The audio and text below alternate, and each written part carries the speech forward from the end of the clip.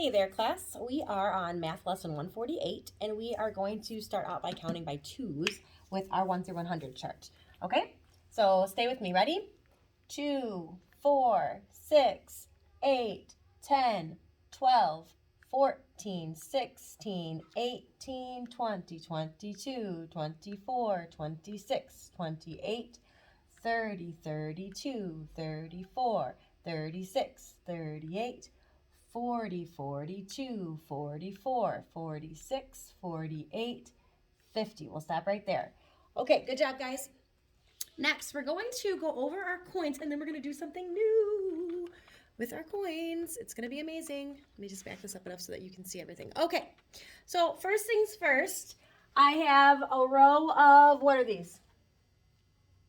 Pennies.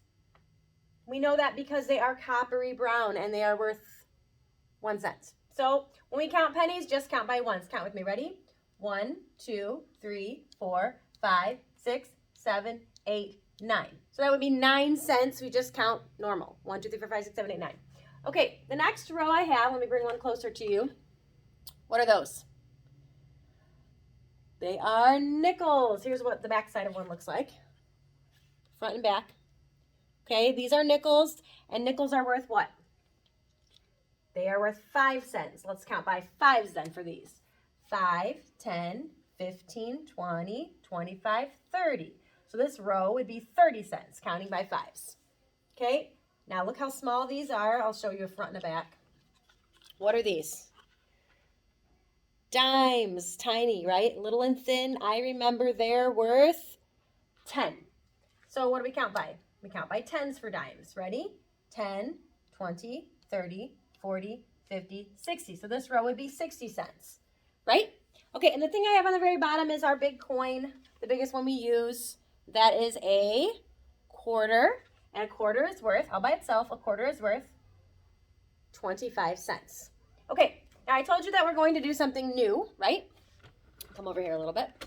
We are doing something new today. We are going to start learning how to combine nickels and pennies, okay?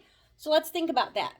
Whenever we combine coins, we always start with the one that's worth more. So from a penny and a nickel, which one's worth more? A nickel is worth more because a nickel is worth 5 cents. So let me show you this. Let's say I had this amount of money. And let's say it was out of order. Let's say it was like this. Okay, my first step is to get them in order from the thing that's worth the most down to the thing that's worth the least. So I would actually put my nickel first and my pennies last because a nickel is worth more. Now, I can't just go 1, 2, 3, 4. That doesn't work anymore because I have a nickel, and nickels are already worth 5 all by themselves. Okay, so everybody say 5. Everybody say 5. Everybody say 5. This is 5. But then these are only worth 1 more every time. So you have to go 5 and then just start counting by ones after that. So 5, how would that sound? 6, 7, 8. Look at that again. So this is 5, and then I just count by ones after that. So I'm already at 5. I'll keep counting. 6, 7, 8. So we would say that this little row of coins is worth 8 cents. Okay, a nickel and 3 pennies is worth 8 cents. Okay, let's try it with something else. Let's try some more of these pennies. Let's try, okay. First thing, let me move those up a little bit. First thing I need to do is what? I need to put my nickel first because it's worth the most of everything. That goes in the front of the row. And can I just say 1, 2, 3, 4, 5, 5 cents? No, I can't do that because a nickel is already worth 5 cents all by itself, right? So I'm already going to say 5.